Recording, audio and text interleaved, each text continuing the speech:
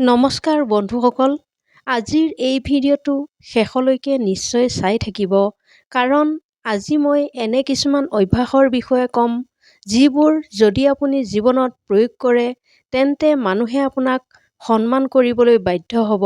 সন্মান কেতিয়াও জোৰ কৰি পোৱা নাযায়, সেয়া নিজৰ ব্যৱহাৰ, চৰিত্ৰ আৰু ব্যক্তিত্বৰ জৰিয়তে উপাৰ্জন কৰিব লাগে। প্ৰথমতে নিজকে সন্মান কৰক। যিজনে নিজকে মূল্য নিদিয়ে, আনেও তেওঁক মূল্য নিদিয়ে। নিজৰ সিদ্ধান্তক সন্মান কৰক, নিজৰ সন্মানক মূল্য দিয়ক আৰু নিজৰ আত্মসন্মান বজাই ৰাখক। যেতিয়া আপুনি নিজৰ ওপৰত বিশ্বাস ৰাখিব, তেতিয়া আনেও আপোনাৰ ওপৰত বিশ্বাস কৰিবলৈ আৰম্ভ কৰিব।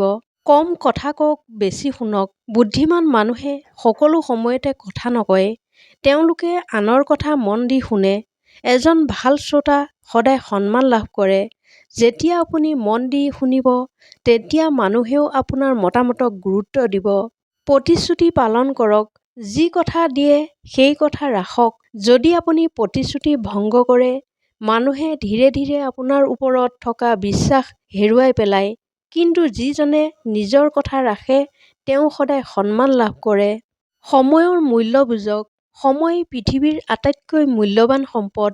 সময়মতে উপস্থিত হোৱা, সময়মতে কাম শেষ কৰা আৰু আনৰ সময়ও অপচয় নকৰা, এই অভ্যাসবোৰে আপোনাৰ ব্যক্তিত্বক শক্তিশালী কৰি তোলে। খং নিয়ন্ত্ৰণ কৰক। খং সকলোৰে আছে, কিন্তু যিজনে খঙৰ সময়তো নিজকে নিয়ন্ত্ৰণ কৰিব পাৰে তেওঁৱেই প্ৰকৃত শক্তিশালী ব্যক্তি। শান্ত স্বভাৱৰ মানুহক সমাজে অধিক সন্মান কৰে। সকলোকে সন্মান দিয়ক।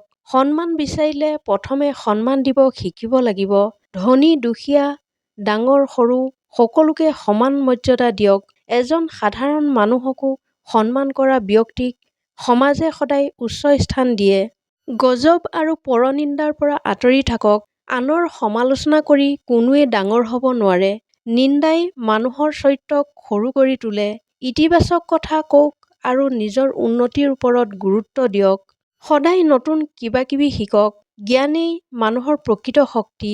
প্ৰতিদিনে কিতাপ পঢ়ক, নতুন দক্ষতা শিকক আৰু নিজৰ জ্ঞান বৃদ্ধি কৰক। জ্ঞানী মানুহক সকলোৱে সন্মান কৰে। নিজৰ সীমা নিৰ্ধাৰণ কৰক। সকলোকে সুচি কৰিবলৈ গৈ নিজৰ আত্মসন্মান নষ্ট নকৰিব। প্ৰয়োজন হ'লে ভদ্ৰভাৱে নাই ক'ব শিকক। যিজনে নিজৰ সীমা জানে তেওঁক মানুহেও গুৰুত্ব দিয়ে। বিনয়ী হওক, কিন্তু দুৰ্বল নহ'ব। বিনয় মানুহৰ অলংকাৰ, কিন্তু বিনয় মানে দুৰ্বল হোৱা নহয়। ভদ্ৰতা বজাই ৰাখি নিজৰ অধিকাৰ আৰু মতামতৰ পক্ষত দৃঢ়ভাৱে থিয় দিব লাগে। সন্মান কেতিয়াও ধন সম্পত্তি বা পদবীৰ বাবে স্থায়ীভাৱে নাহে। প্ৰকৃত সন্মান আহে আপোনাৰ চৰিত্ৰ, ব্যৱহাৰ, সততা আৰু শৃংখলাবদ্ধ জীৱনৰ পৰা। আজিৰ পৰা এই 10টা অভ্যাস ধীৰে ধীৰে নিজৰ জীৱনত প্ৰয়োগ কৰক। হয়তো প্ৰথম দিনাই ফল নাপাব, কিন্তু সময়ৰ লগে লগে আপুনি অনুভৱ কৰিব মানুহে আপোনাক নতুন দৃষ্টিৰে চাবলৈ আৰম্ভ কৰিছে।